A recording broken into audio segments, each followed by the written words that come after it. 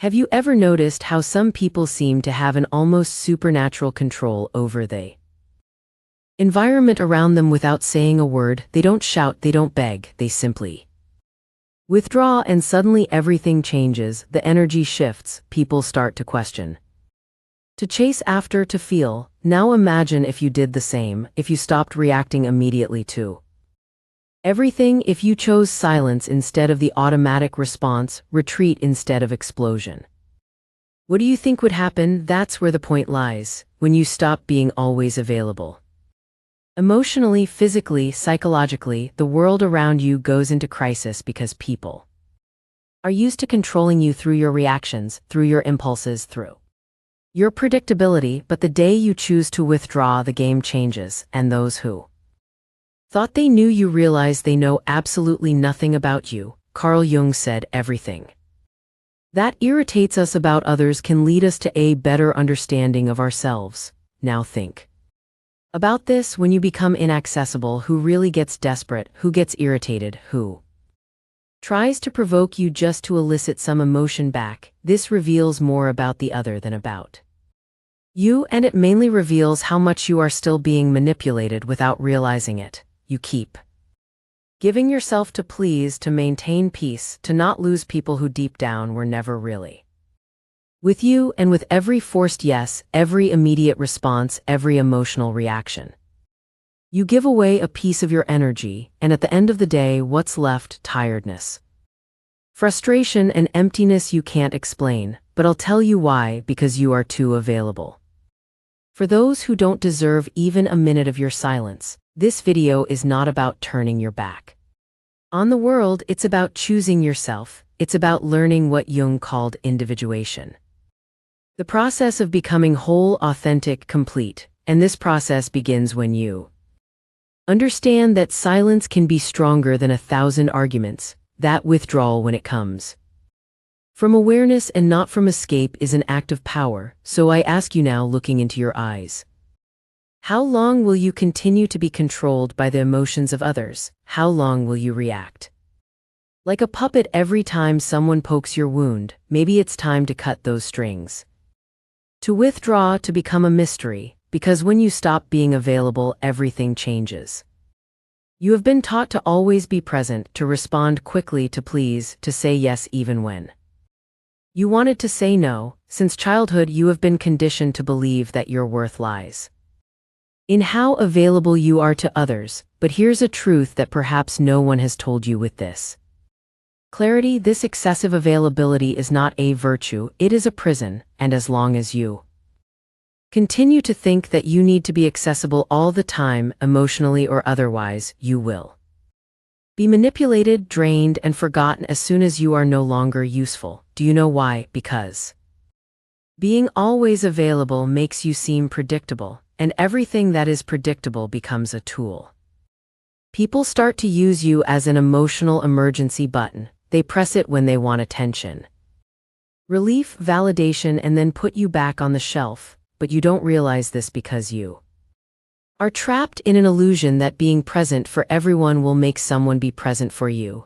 But it doesn't work that way. Carl Jung spoke about the persona, this mask we wear to be accepted, loved, recognized, and it is exactly this mask that keeps you overly available. You say it's okay when you are suffocating. You respond to messages immediately even when you are exhausted. You explain yourself, justify yourself, defend yourself as if you owe something to the world. But the truth is that the more you place yourself at the center of others' stage, the more you disappear from your own. Being available all the time is a subtle form of self-abandonment. It is a disguised way of seeking approval, avoiding rejection, trying to control the image others have of you. But this control comes at a price, and the price is your peace. It is your vital energy being distributed as if it were infinite, when in fact it is limited.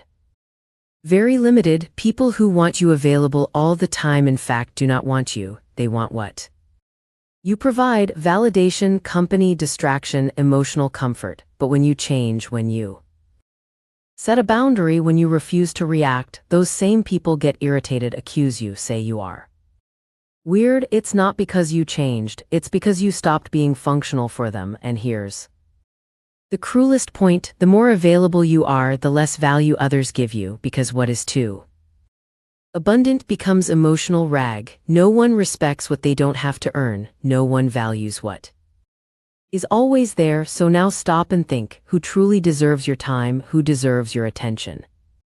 Your presence, your listening, or better yet, who deserves your absence? But before answering that, we need to understand one essential thing. Why do we react so much? Why do we give in so easily? What is behind this almost automatic desire to respond, justify, and please? The answer lies in what Carl Jung called psychic energy, and that is what we will talk about in the next part, because your energy is all you have, and if you don't learn to protect it, someone will use it against you. If this content is making sense to you, click the subscribe button and subscribe to the channel. Thank you for your support. Carl Jung did not see the human psyche as an automatic machine that reacts to stimuli without consequences. For him, our mind is like an energy system, and every thought, emotion, and action consumes a part of that energy. The question is, are you choosing where your energy goes, or are you letting the world decide for you? Every time you react impulsively, you are wasting psychic energy.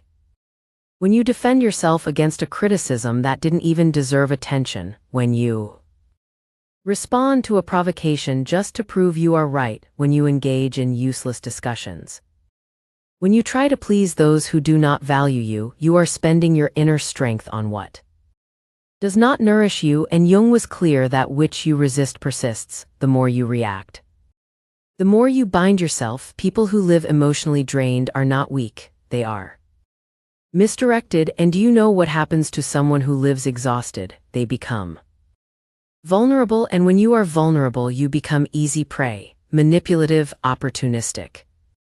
And emotionally needy people can sense this. They notice that you do not know how to guard your energy, that you react to everything, that you're always trying to solve the world, and they take advantage of it. Jung said that a healthy psyche is one that knows how to keep energy within the system. This means knowing how to say no without guilt, knowing how to remain silent without feeling cowardly, knowing how to observe before acting, because true power is not in reacting.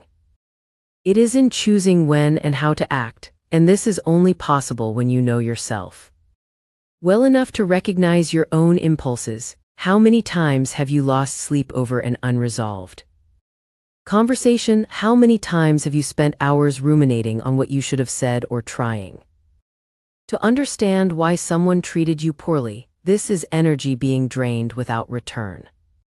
You are keeping alive ghosts that should have died long ago, and feeding dynamics that only exist because you insist on responding. Psychic energy is like a force field. When well guarded, it creates presence. You enter a room and command respect without saying a word. But when poorly managed, you become invisible, reactive, fragile, and the world has no mercy for those who give in easily. Therefore, start observing your own triggers. What makes you react automatically? What makes you lose your center? These are the exact points where your energy escapes, and that is where you need to work, not to become cold or indifferent, but to be selective, to be sovereign over yourself. And here comes one of Jung's greatest revelations: when you conserve your energy, you break the projections that others place upon you, and that bothers a lot, because now we are entering a dark territory, that of silent manipulation. In the next part, we will explore how opportunistic people feed off your energy, and why your unavailability completely disarms these games. Get ready to look into the eyes of those who have always drained you without you realizing it. You think you are in control, you believe your reactions are conscious choices, but the truth is darker. Most of your emotional responses are programmed, and those who understand this manipulate you easily. Opportunistic people don't need to raise their voices, threaten, or force situations. They just trigger the buttons you've left exposed, and you react always. Carl Jung called this projection the psychological mechanism through which people project onto others what they cannot see in themselves. But there is another side to this phenomenon that few notice. While others project onto you, you also be